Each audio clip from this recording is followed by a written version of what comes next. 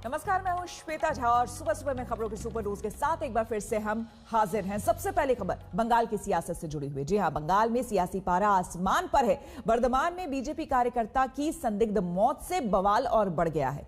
TMC से BJP में आपसी कलह का नतीजा बता रही है, तो बीजेपी टीएमसी को इसके लिए जिम्मेदार बता रही है।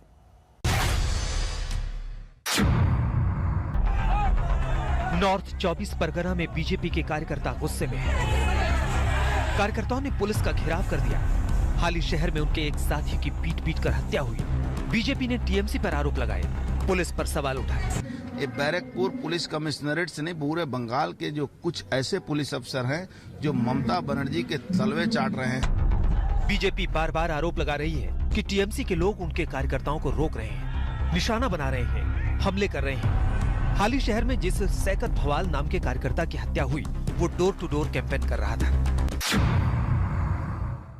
बीजेपी का आरोप है कि बंगाल में प्रशासन नाम की चीज नहीं है। टीएमसी के राजनीतिक विरोधियों पर हमले होते हैं और पुलिस प्रशासन देखते रहते हैं। ऐसे में बिना डर के चुनाव कैसे होगा? मैं समझता हूं कि बंगाल में कहीं पर भी आतंक नहीं होना चाहिए और हम चुनाव आयोग से प्रार्थना करेंगे कि लोग निर्भीकता से वोट डाल सकें।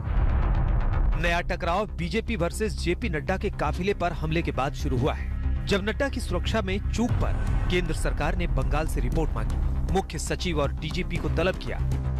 गृह मंत्रालय ने सुरक्षा इंतजाम देखने वाले 3 आईपीएस अफसरों को सेंट्रल डेपुटेशन पर बुला लिया। लेकिन टीएमसी का आरोप है कि बीजेपी अधिकारियों को डरा रही है और केंद्र के आगे राज्य सरकार झुकेगी नहीं।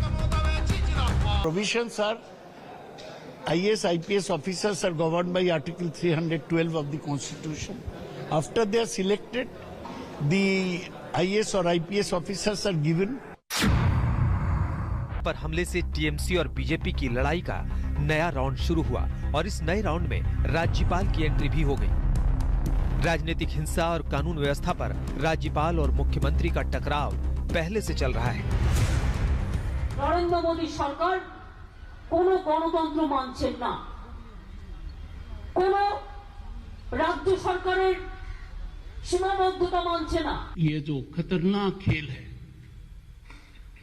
कौन बाहरी कौन अंदरूनी, आप इसको त्याग दीजिए। आपने शपथ ली है उस संविधान के तहत काम करने की जिसका प्रीएम्बल मैंने पढ़ा है। यदि अगर आप इस रास्ते से भटकती हैं तो मेरे दायित्व की शुरुआत होती है। बीजेपी लगातार ये साबित करने में जुटी है कि बंगाल में कानून का राज नहीं है, दीदी के राज में अराजकता है, इसलिए बंगाल में इतना बवाल हो रहा है। लेकिन टीएमसी का आरोप है कि ये उसकी वजह से नहीं, बीजेपी की वजह से हो रहा है। ममता के एक मंत्री ने बीजेपी पर बहुत बड़ी साजिश का आरोप लगा दिया। दिल्ली सरकार एवं विशेष করে बीजेपी पार्टी তারা উঠে লেগে পড়েছে। যদি না পারে তাহলে মমতা ব্যানার্জিকে খুন করবে, ওরা দেখবেন। खून तो उनके लोग कर रहे हैं दूसरे को। बंगाल में अभी चुनाव को 4-5 महीने हैं, लेकिन बीजेपी और टीएमसी की खुली लड़ाई चल रही है। कोलकाता से इंद्रजीत कुंडू और मनोज्ञा लोईवाल के साथ आज तक ब्यूरो। हम रुकेंगे यहाँ पर एक छोटे से ब्रेक के लिए, बने रहे हमारे साथ।